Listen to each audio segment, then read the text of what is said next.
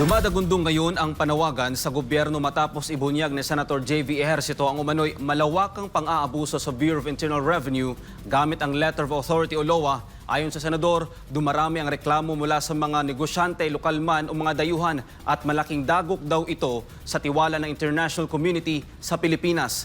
Narito ang ulat ni Troy Gomez. Nabamahala si Senator J.V. Ejercito matapos umabot sa kanyang tanggapan ang samut-saring reklamo mula sa international community, pati ambassadors at foreign chambers na umano'y nakakaranas ng harassment mula sa Bureau of Internal Revenue o BIR. Nabahala ako na when the European ambassadors and some ambassadors of the different countries and the American and European Chamber started to complain na pati sila have been subject to harassment by BIR through the LOA.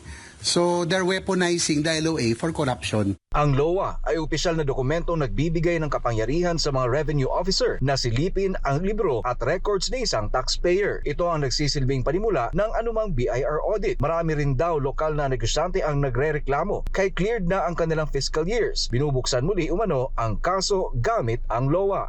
Marami ako nakakausap kasi mga local businessmen na siguro as early as 2 years ago, marami nang umaangal. Cleared na, through LOA, binubuksan ulit. Ayon sa Senador, hindi siya laban sa revenue generation. Ang masama raw, nagiging kasangkapan ang LOA sa katiwalian at nagbabadya itong takutin ang mga mamumuhunan. I don't mind na it's a revenue generating, pero wag naman yung aabusuhin. They're weaponizing the letter of authority for corruption. Kung merong SOP, sa BIR naman, itong LOA. Sa tanong kung sino ang sangkot, mula raw ito sa revenue officers hanggang regional directors. From revenue officers, from RDs, hanggang sa ganung level. BIR was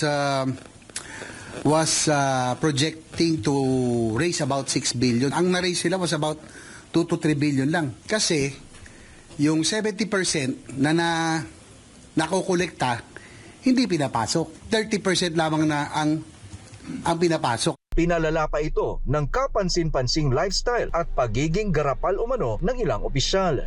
Nakakalungkot. Sana mas malaki man lang yung pinapasok sa gobyerno Baliktad 70% ang dinadakma, 30% lang ang pinapasok sa gobyerno. Ayon kay Ejercito, malaking banta ito sa foreign investments at sa kumpiyansa ng private sector sa gobyerno. Ayusin niya to because it will turn off potential investors. Bagsak na stock market natin, investments natin lumalabas na.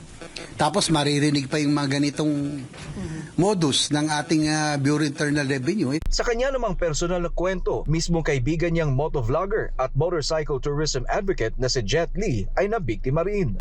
May kaibigan nga ay kasama ko nga nag-promote ng motorcycle tourism, pati yung kinana yung savings ng bata, naubos, pati ba naman yun? Giit ni Ejercito, hindi lamang daw BIR ang problema, kundi maraming ahensya na ang tila kanya-kanya na ang modus. We really need a hard reboot for the whole of government. DPWH, BOC, BIR, moderate your greed. Mukhang nakalimutan sumobra ng greedy. Dagdag pa niya, takot ang karamihan na bumangga sa BIR. Sino ba naman gusto bumangga sa BIR? But this is already affecting our foreign investments. Kailangan nating ilabas ito. Pero bakit nga ba lalo itong lumala nitong 2024? Parang itong 2020, from 2022-23, itong 24-25, parang lahat lumarga Naging very extravagant, naging very blatant. Tingin ko, naggayahan na. I think it's leadership by example. Hawa-hawa. Itong past 2 years was really blatant, lumala talaga. Hiling ngayon ni Senator Ejercito isang hard reboot sa buong pamahalaan mula BIR hanggang DPWH upang tapusin ang kultura ng pang-aabuso. Pero sa laki ng implikasyon ng kanyang ibinunyag, ang tanong, may maglalakas loob bang tumistigo para sa Diyos at sa Pilipinas kung mahal? Troy Gomez nag-uulat, SMNI News.